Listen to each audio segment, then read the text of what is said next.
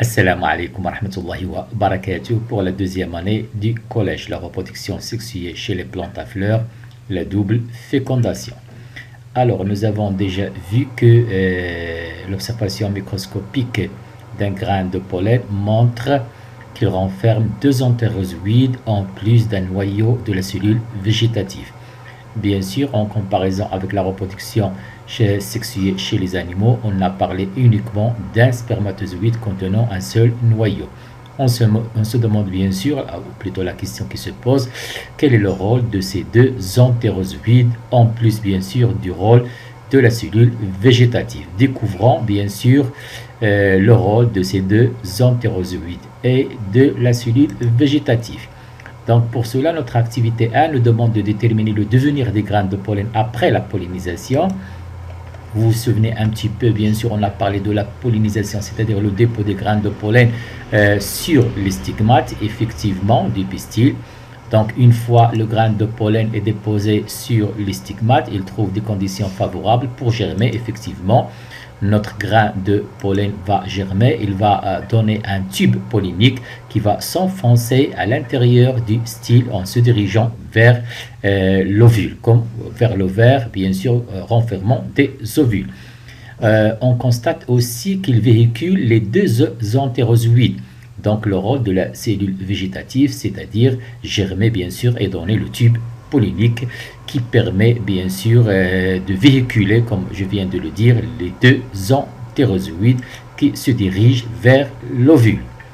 Effectivement, une fois au niveau de l'ovule, on constate bien sûr, comme vous allez le voir, donc à ce niveau-là, nous avons déjà dit que l'ovule renferme 7 cellules et 8 noyaux. On se demande bien sûr que va-t-il se passer, avec quel noyau nos deux entérozoïdes vont fusionner. Donc nous avons notre noyau de la cellule végétative qui sera détruit, bien sûr, son rôle est terminé, sa tâche est terminée, alors que les deux entérozoïdes, comme vous allez le constater, un entérozoïde va féconder l'oosphère, alors que le deuxième entérozoïde va fusionner avec les deux noyaux, bien sûr, polaires, voilà, du sac embryonnaire. Donc nous avons, comme vous le constatez, une double fécondation.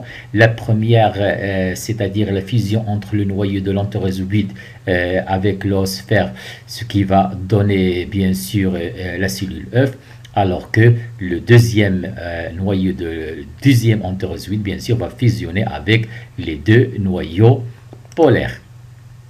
Effectivement. Donc, comme je viens de le dire, nous avons un œuf principal et un œuf accessoire. L'œuf principal, c'est lui qui va donner, bien sûr, notre plantule, bien sûr, par un embryon. Alors que le deuxième œuf accessoire, bien sûr, c'est lui qui va nous donner ce qu'on appelle, va former l'albumine. Ce n'est qu'un tissu riche en réserve. Effectivement, comme je viens de le dire, lorsque les graines de pollen se déposent sur le pistil, elles germent. Chaque grain de pollen en germination forme un tube pollinique qui se dirige vers l'ovaire. Il contient deux entérozoïdes. Notre, bien sûr, comme vous le constatez, notre embryon qui renferme les deux cellules, les deux noyaux polaires. Nous avons notre oosphère, comme je l'ai déjà dit.